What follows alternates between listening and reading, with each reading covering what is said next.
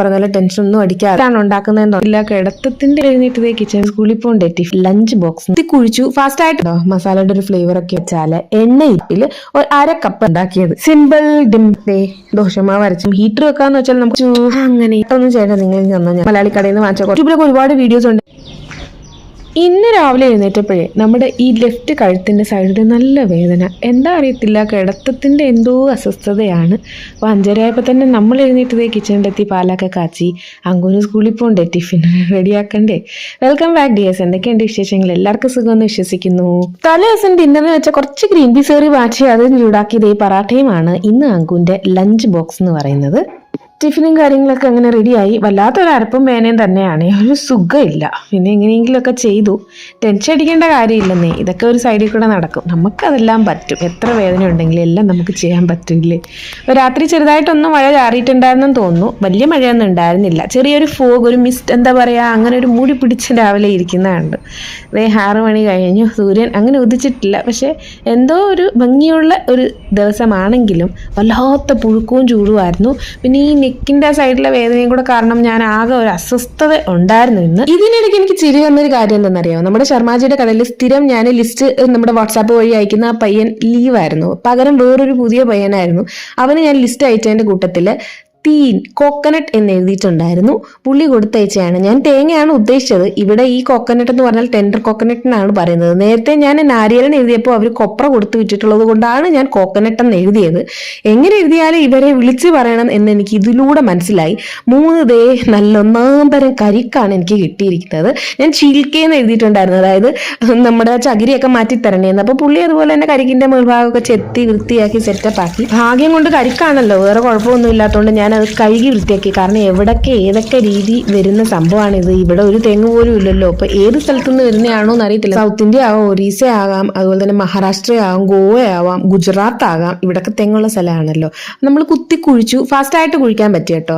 നല്ല കിളുന്ത് കരിക്ക്, എന്താ പറയുക, ഇളവൻ എന്നൊക്കെ പറയുന്ന പോലെ ഇളമ്പല് ആ സംഭവമായിരുന്നു. ഞാൻ നിറച്ച് വെള്ളം ഉള്ളതുകൊണ്ട് ദേ ഇതിനകത്തോട്ട് ഒഴിച്ചു. 3 എണ്ണം ഇങ്ങനെ അനങ്ങ് ചെയ്യാന്ന് വെച്ചു. ഒരു പാടും ഉണ്ടായിരുന്നില്ല കേട്ടോ. വെറുതെ നമ്മുടെ ജർമ്മൻ നൈഫ് ഉപയോഗിച്ച് ഒന്ന് വട്ടം ഇട്ടിട്ട് അതിനകത്ത് നമുക്ക് കുറച്ച് വഴുമ്പൽ എന്നാണ് ഞങ്ങൾ പറയുന്നത്. നിങ്ങൾ എന്താ പറയാ, ആ സംഭവം ദേ പതുക്കെ പുറത്തെടുത്ത് ഒരുവിധം ഉണ്ടായിരുന്നു. ഞാൻ അതും കൂടെ കളക്ട് ചെയ്ത് ഒരു പാത്രത്തിലോട്ട് ഒഴിച്ചു. ഇതൊക്കെ സീക്രട്ട് ആണ്. ഞാൻ ശരിക്കും അങ്ങനെ കരിക്കൊന്നും ഇവിടെ കണ്ടിട്ട് വാങ്ങിച്ചിട്ടില്ല. കാരണം നമ്മുടെ നാട്ടിലെ ടേസ്റ്റ് ഒന്നും ഇല്ലല്ലോ. നമ്മൾ യാത്ര എങ്ങനെ ചെയ്യുമ്പോൾ സൈഡിൽ എങ്ങാനും കാണുവാണെങ്കിൽ നിർത്തി കുടിക്കും, ഇത്രേ ഉള്ളൂ.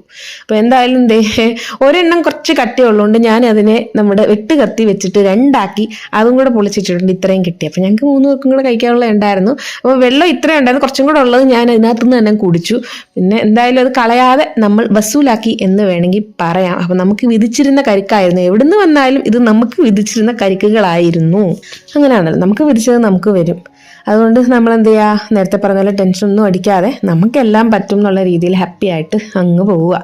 എല്ലാവർക്കും എല്ലാ പ്രശ്നങ്ങളും ഉണ്ട്. നമ്മൾ അങ്ങനെ വിഷമിച്ചിരിക്കാതെ നമ്മൾ ഹാപ്പി ആയിട്ട് ഒന്ന് മനസ്സ് വെച്ചിരുന്നാൽ ഹെൽത്തി ആയിട്ട് തന്നെ ഇരിക്കാന്നേ. പിന്നെ ബാക്കി കാര്യങ്ങളൊക്കെ ചെയ്യണമല്ലോ. അപ്പൊ ഇന്ന് ഞാൻ വളരെ ഹെൽത്തി ആയിട്ട് ഉണ്ടാക്കാൻ പറ്റുന്ന ഒരു കുക്കിയാണ് ഉണ്ടാക്കിയിരിക്കുന്നത്. അതെന്താ വെച്ചാല് എണ്ണയില്ല, പഞ്ചസാരയില്ല. അപ്പൊ നിങ്ങൾ വിചാരിക്കും എന്താണെന്നില്ലേ. അപ്പൊ നമ്മൾ ഈ കവർ പാല് വാങ്ങിക്കുമ്പോൾ ഞാൻ നേരത്തെയും കാണിച്ചിട്ടുണ്ട്. ബഫല്ലോ മിൽക്ക് വാങ്ങുമ്പോൾ പാലെടുത്തിട്ട് ഫ്രിഡ്ജിൽ വെച്ചിട്ട് പാലെടുക്കണം. അപ്പൊ നമുക്ക് അടിയിൽ ഇങ്ങനെ കട്ടിക്ക് മലായി ഇരിക്കും. അതെടുത്തിട്ട് ഫ്രിഡ്ജിൽ വെച്ചിട്ട് എടുക്കുമ്പോൾ ഈ രീതിയിൽ കിട്ടും. ഞാൻ ഒരുപാട് വട്ടം കാണിച്ചിട്ടുണ്ട്. ഈ ഫ്ലേക്സ് പോലെ ഇരിക്കുന്ന നല്ല ഫ്രഷ് ആയിട്ടുള്ള ഫ്രഷ് ക്രീം അല്ലെ മലായി എന്ന് പറയും ഇവിടെ. അത് ഞാൻ മൈക്രോവേവിൽ വെച്ച് ഒന്ന് ചൂടാക്കി ഒന്ന് ഉരുക്കി എടുക്കുക. അതെ ഈ രീതിയിൽ ഇതിനകത്താണ് നമ്മൾ ഉണ്ടാക്കാൻ പോകുന്നത്. അത് നല്ല പേസ്റ്റ് ആയിട്ടുണ്ട്. അതിലേക്ക് ഞാൻ ഈ കപ്പിൽ ഒരു 1/2 കപ്പ് റാഗി പൗഡർ ഇട്ട് കൊടുക്കുന്നുണ്ട്. പിന്നെ അതേ 1/4 കപ്പോളം കസ്റ്റേർഡ് പൗഡറാണ്. അതായത് നമ്മുടെ ടോപ്സിന്റെ കസ്റ്റേർഡ് പൗഡർ ഉണ്ടല്ലോ, എന്താ പറയുക, നമ്മൾ ഫ്രൂട്ട്സ് ഒക്കെ ഇട്ട് കസ്റ്റേർഡ് ഉണ്ടാക്കത്തില്ല അത്. പിന്നെ കുറച്ച് ചോക്ലേറ്റ് പൗഡറാണ്. അത് ഏത് വേണമെങ്കിലും ഉപയോഗിക്കാം. എൻ്റെ കയ്യിൽ ഇപ്പോൾ ഫ്രിഡ്ജിൽ ഇരിക്കുന്ന ഇതുണ്ടായിരുന്നു. ഞാൻ അത് 1/2 കപ്പ് അതും കൂടി ഇട്ട് കൊടുത്തു. പിന്നെ 1/2 കപ്പ് ആട്ട, അതായത് നമ്മുടെ ഗോതമ്പ് മാവ്. പിന്നെ 1/2 teaspoon baking powder, 1/4 teaspoon baking soda, ഒരു നുള്ളു ഉപ്പ്, ഇത്ര ഇട്ടിട്ട് അതിലേക്ക് ഞാൻ മധുരത്തിന് ആവശ്യമായിട്ട് ഒരു 1/4 കപ്പിൽ കൂടുതലുണ്ട് കേട്ടോ, പഞ്ചസാരയല്ല ശർക്കരപ്പൊടി, അത് ഇട്ട് കൊടുത്തിട്ട് നന്നായിട്ടൊന്ന് മിക്സ് ചെയ്തെടുത്തിട്ട് ലാസ്റ്റ് ഞാൻ കുറച്ച് റവയും കൂടെ ചേർത്ത് ഈ രീതിയിൽ മാവ് ഉരുട്ടി വെച്ചിട്ടുണ്ട്. ചപ്പാത്തിക്കും പൂരിക്കും ഒക്കെ നമ്മൾ കുഴക്കുന്ന മാവുണ്ടല്ലോ, അതിനെക്കാട്ടി സോഫ്റ്റ് ആയിട്ട് കിട്ടും കേട്ടോ. മറ്റേ കുറച്ചും കൂടെ ഹാർഡായിട്ട് തോന്നും. ഇത് ഇത്രയും സംഭവങ്ങൾ മലായിലൊക്കെ കുഴച്ചുകൊണ്ട് തന്നെ നല്ല സോഫ്റ്റ് ആയിട്ട് കിട്ടും. ഇത് ഞാനൊരു 15 മിനിറ്റ് മിനിറ്റോളം നമുക്ക് ഫ്രിഡ്ജിൽ വെച്ച് തൽക്കാലം ഫ്രീസറിലോ പെട്ടെന്ന് എടുക്കണം കേട്ടോ. ഫ്രീസറിൽ വെച്ചാൽ ഒരു 10-15 മിനിറ്റ് വെച്ചിട്ട് എടുത്തിട്ട് ഈ രീതിയിൽ ഉരുട്ടിയിട്ട് നമുക്ക് ട്രേയിലോട്ട് ഇങ്ങനെ പതുക്കി പതുക്കി വെച്ച് കൊടുക്കാം. നിങ്ങൾ ഗ്യാസിലാണ് ഉണ്ടാക്കുന്നതെന്നുണ്ടെങ്കിൽ യൂട്യൂബിലൊക്കെ ഒരുപാട് വീഡിയോസ് ഉണ്ട് എങ്ങനെയാണ് മൈക്രോവേവ് അല്ലാതെ ഗ്യാസിൽ ഉണ്ടാക്കുന്നത്. അതായത് സിമ്പിൾ ആയിട്ടൊരു അലുമിനിയം പാത്രം കാണും വെച്ചിട്ട് അതിൻ്റെ പുറത്തുള്ള ട്രേ വെച്ച് ചൂടാക്കി ട്രേ വെച്ചിട്ട് അങ്ങനെ ചെയ്യാം. ഞാനിപ്പോൾ പെട്ടെന്ന് നമ്മുടെ മൈക്രോവേവിൽ കൺവെക്ഷൻ മോഡിൽ ഇലക്ട്രിക് മോഡിൽ അതിലാണ് ചെയ്യുന്നത്. ഈ രീതിയിൽ ഇങ്ങനെ നമ്മൾ റൗണ്ട് കുക്കി. ഇത് ഭയങ്കര ഹെൽത്തി, നല്ല ടേസ്റ്റി ആയിരുന്നു. മണം എന്ന് പറഞ്ഞാൽ അങ്ങോട്ടും ഇങ്ങോട്ടും തിരിയാത്ത മണം, കാരണം നമ്മൾ കസ്റ്റർഡ് പൗഡർ ചേർക്കുന്നില്ലേ അതിൻ്റെ ആ മണമാണ്. അപ്പോൾ റാഗി നിങ്ങൾക്ക് വേണ്ടെങ്കിൽ മാറ്റാം കേട്ടോ. ചിലർക്ക് റാഗി നമ്മുടെ മക്വിറ്റീസിൻ്റെ ബിസ്ക്കറ്റിൻ്റെ പോലെ ഇരിക്കും, റാഗിക്ക് കുറച്ചൊരു തരിതരിപ്പുണ്ട്, പക്ഷെ ഹെൽത്തിയാണ്. റാഗി വേണ്ടെന്നുണ്ടെങ്കിൽ പകരം ആട്ട ചേർത്ത് കൊടുത്താൽ മതി. മൈദയെ ചേർക്കേണ്ട, പഞ്ചസാര ചേർക്കേണ്ട, എണ്ണയൊന്നും ഞാൻ ചേർത്തിട്ടില്ല. ഞാൻ കാണിച്ച ഈ സംഭവങ്ങളെ ചേർത്തിട്ടുള്ളൂ. ശർക്കര പൊടിയാണ് ചേർത്തത്. പിന്നെ അതേ ഇത്രയും സംഭവം എനിക്ക് കിട്ടിയിട്ടുണ്ട്. നിങ്ങൾ നോക്കിയ ഈ ബിസ്ക്കറ്റ് ശരിക്കും മക്വിറ്റീസ് ബിസ്ക്കറ്റിന്റെ ടേസ്റ്റ് ആണ്. അത്രയും മധുരം നമുക്ക് ഫീൽ ചെയ്തില്ല, കാരണം നമ്മൾ ശർക്കരപ്പൊടി അതിനനുസരിച്ചാണല്ലോ ചേർത്ത് കൊടുത്തത്. നിങ്ങൾക്ക് കുറച്ചും കൂടെ മധുരം വേണമെങ്കിൽ ശർക്കരപ്പൊടി കൂട്ടിയിട്ട് കൊടുത്താൽ മതി.